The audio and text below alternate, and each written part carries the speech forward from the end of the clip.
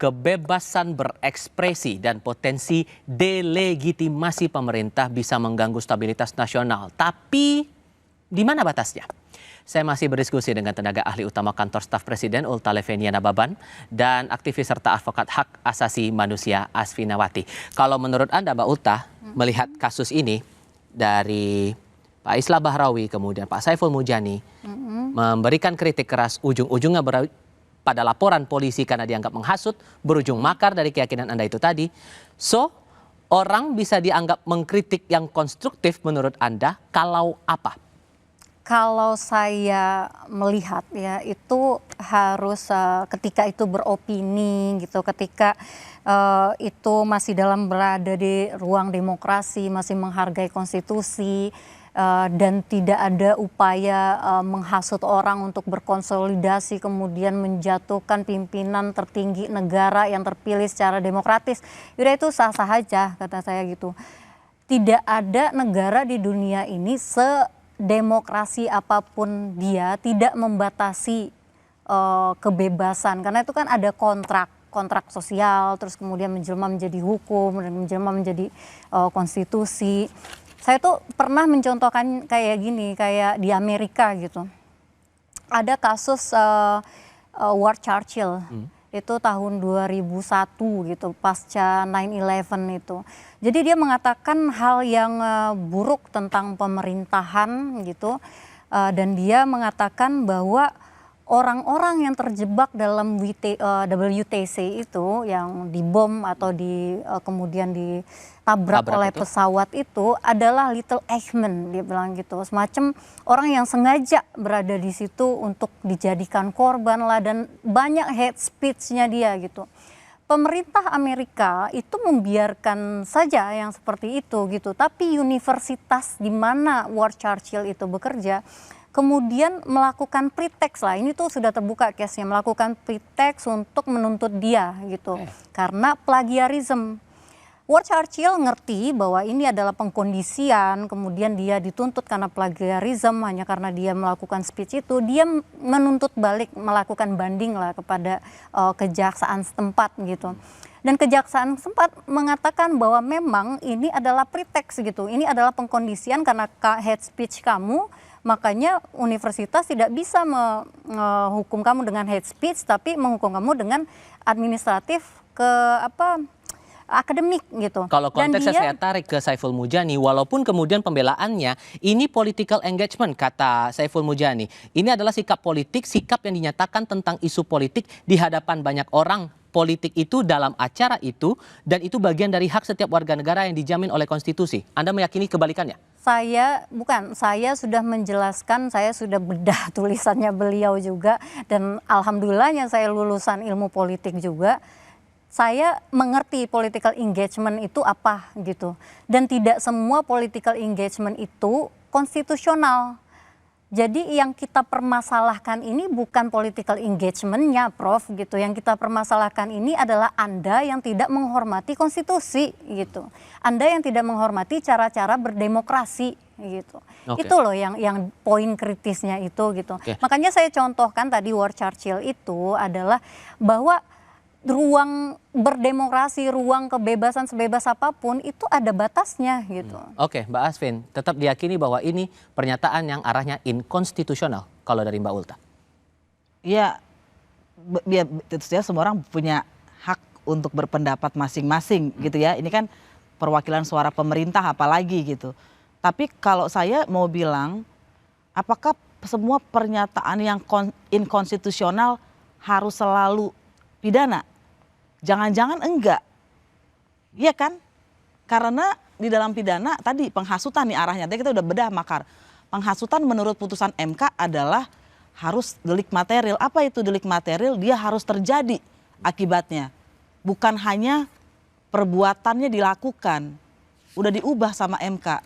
Jadi bukan cuma ngomong-ngomong itu kategorinya menghasut, tapi apa yang dihasut itu terjadi. Kan nggak ada itu terjadi. Jadi kita tidak bisa bilang itu penghasutan di situ.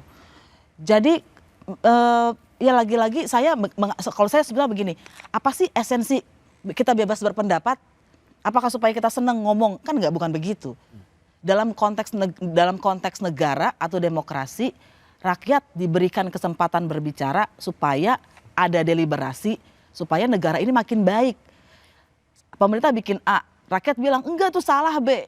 Pemerintah bikin C, dia bilang lagi masih ada kurang di D. Terus naik, jadi peradaban kita tinggi. Karena itulah ada orang yang mengukur semakin bebas suatu negara, maka ada kemajuan di berbagai sektor. Sebaliknya kalau kebebasan-kebebasan sipil dibatasi, negara itu juga mundur. Sehingga menurut Anda keyakinannya kalau kemudian ada kritik yang konstruktif itu kalau apa? Tidak, menurut saya gini, kritik adalah kritik. Bisa ada kritik yang baik, bisa ada kritik yang buruk. Tapi dia bukan berarti bisa menjadi subjek dari pidana. Kritik yang buruk misalnya nggak pakai data, tapi apakah karena itu dia masuk penjara? Ya enggak. Paling kita bisa ngetawain, jelek banget loh kritiknya. Ada juga kritik yang misalnya penuh dengan bukti karena dibuat dengan rasionalitas, tapi ada orang nih, seperti misalnya korban pelanggaran HAM, sudah 25 tahun anaknya meninggal, nggak ada pengadilan. Apakah kita harus bilang sama dia, Bu, tolong Bu rasional. Mana ibu yang rasional, udah 25 tahun anaknya mati. Kok kita malah menuntut dia? Jadi ketika dia marah-marah, kita harus memahami secara psikologis sebagai orang yang lebih di atas yang mengemong itu, oh ini orang penderitaannya sudah sedemikian rupa. Sehingga dia tidak lagi bisa mengeluarkan kritik yang dianggap baik ya. Kalau saya tetap menganggap dengan latar belakangnya itu adalah kritik yang baik buat dia gitu. Oke, ada kasus yang terbaru, Ubaidillah Badrun, ini dilaporkan juga Mbak Ulta. Dugaannya adalah pencemaran nama baik, menyinggung Prabowo Gibran yang dia sebut sebagai beban negara. Ini pernyataan dari Ubaidillah Badrun yang kemudian dilaporkan ke polisi. Sehingga yang menjadi pertanyaannya sekarang, kalau kemudian kritik itu ujung-ujungnya dianggap sebagai pencemaran nama baik, gimana cara kita bisa memastikan bahwa negara benar-benar menjamin kritik-kritik kritis itu, sikap-sikap kritis itu benar-benar ditampung, didengar, dan direspons? Ketika ada pelaporan seperti itu dari masyarakat yang mereka tersinggung karena presiden dan wakil presidennya disebut seperti demikian. Kemudian kan mereka melaporkan itu kepada kepolisian. Kepolisian kan tugasnya law enforcement, dia menegakkan hukum. Itu kan berproses di situ gitu, berproses secara hukum gitu. Jadi saya tuh melihat kenapa sih ada ketakutan bahwa ini tuh dilaporkan polisi itu termasuk bagian dari teror, bagian dari pembungkaman, bagian dari apa. Kan banyak yang dilaporkan ke polisi ya udah gitu ya, kalau misalnya memang itu tidak terbukti kan selesai juga. Sorry, saya koreksi, Bu, dugaan ujaran kebencian arahnya. Ya udah gitu, kalau misalnya memang itu memenuhi unsur seperti yang tadi disampaikan Mbak Asvin, ya berarti bisa dibuktikan gitu. Tapi kalau misalnya enggak ya udah, tapi makanya kalau ketika dilaporkan ke polisi gitu, kenapa arahnya ke pembungkaman itu kan hanya melihat pembuktian aja. Ketika itu tidak terbukti dan kemudian bisa teriak-teriak lagi mencaci maki seperti itu ya sudah gitu. Apakah banyak laporan ini bagian dari upaya menertibkan pengamat yang pernah disampaikan Pak Prabowo beberapa waktu lalu, Mbak?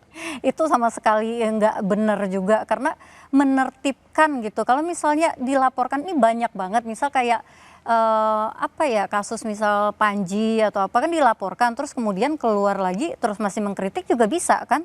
Terus ada Del Pedro juga, itu dia berproses hukum terus keluar lagi terus mengkritik lagi juga bisa kan. Jadi kalau misalnya itu menjadi ukuran penertiban, artinya itu nggak efektif juga gitu. Dan artinya Pak Presiden memang tidak menggunakan apa-apa. Kalau misalnya kita mengatakan kalau misalnya polisi kemudian menjadi alat negara untuk ini segala macam, tapi buktinya banyak orang-orang itu yang diproses hukum kemudian keluar gitu, dan tidak ada dipermasalahkan. Oke, Mbak Asvina, Anda merasa bahwa ini arahnya seperti yang pernah dibilang Pak Prabowo untuk menertibkan pengamat itu? Jangan-jangan gini, kan kita nggak pernah tahu pasti, tapi jangan-jangan ucapan presiden itu disambut oleh aparat di bawah yang merasa sebagai bawahan presiden harus saya lakukan. Mungkin Pak Prabowo-nya nggak berpikir seperti itu. Tapi kan kita tahu Indonesia ini negara seperti itu ya. Bahwa kalau di atas ngomong itu semacam sinyal di bawah untuk bertindak. Nah saya mau bilang kenapa orang bisa mengatakan bahwa kalau ada laporan itu artinya adalah ancaman. Karena setidak-tidaknya pada pemerintahan yang lalu yang sudah banyak risetnya, pola ini dipakai. Ada oposisi, salah satunya kelompok-kelompok Pak Prabowo juga dan pendukung-pendukungnya. Kemudian dilaporkan. Dan ternyata ketika kita lihat pelapornya siapa, itu bukan alamiah, itu bukan orang pada umumnya. dia adalah terafiliasi dengan ormas tertentu yang mendukung pemerintah pada saat itu. Jadi data-data inilah kemudian orang bisa mengatakan bahwa ternyata laporan telah menjadi unsur untuk mengendalikan. Nah, untuk pada pemerintahan saat ini mungkin datanya masih terlalu sedikit untuk kita lihat, tapi kita bisa lihat nanti nih, apakah orang-orang yang, kan teman-teman netizen ini sekarang sangat canggih ya, kita bisa cek orang-orang yang ngelapor ini ada afiliasi gak sih dengan pemerintah atau dengan partai atau dengan apa, itu kan bisa dicek. Nah, kalau soal teman-teman tadi Del Pedro dan lain-lain, saya mau bilang begini, itu kan saya setuju betul bahwa ternyata penghukuman untuk kebebasan berpendapat tidak efektif. Teman-teman muda itu bilang begini, makin ditekan makin dilawan, jadi nggak perlu digunakan lagi karena tidak efektif, bertentangan dengan demokrasi. Tapi saya juga mau bilang, Del Pedro adalah ketua organisasi di Jakarta dan dia punya kekuatan. Tapi kalau itu terjadi untuk yang lain kan belum tentu. Jadi kita tidak bisa bilang pembukaman tidak terjadi hanya karena Del Pedro dan kawan-kawan tetap bersuara. Maka apa yang bisa dijamin oleh negara bahwa semua bisa bersuara demi memastikan kepercayaan publik kepada pemerintah bahwa setiap suara akan didengar, akan ditanggapi?